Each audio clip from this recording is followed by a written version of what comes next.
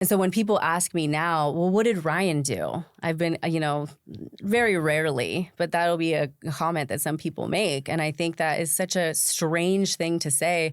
I mean, I guess if maybe Ryan had a knife, which he didn't, the people that were there say Ryan was sitting on the couch. That's something that actually the detective had told us as well, that Ryan had been sitting on the couch.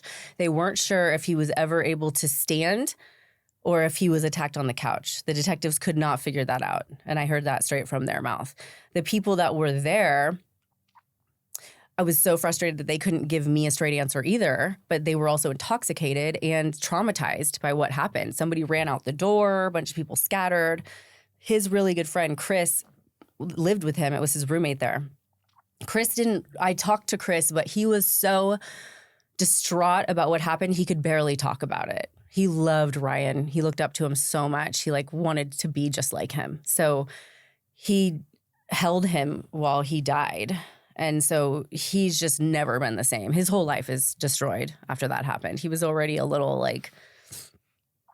trying to stabilize at that point himself, and then just went off the deep end after that. But he said that he actually thought that they were wrestling or something. He didn't understand what was happening. Nobody understood what was happening. So the witnesses there all said that Brandon came into the room with the knife in his hand and that they were scared because of him acting so erratically. And he started yelling out, "I'm not going back to jail. I'm going out like a gangster," and saying all this crazy stuff. "I'm not going back to jail." Yeah.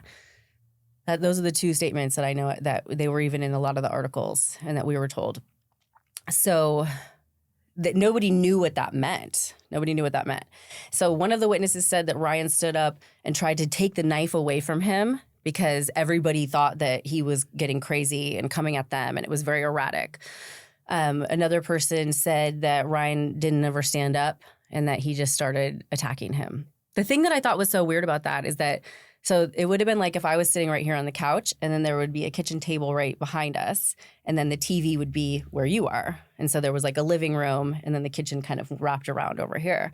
So somebody said that there were people sitting over at this table and that Brandon had been sitting at the table and stood up and then attacked him from around the corner, which would kind of make sense because if he was attacked on this whole side and Brandon was right-handed, I never really understood that. But this wasn't something that the detectives were even really that interested in. It wasn't worth really getting into.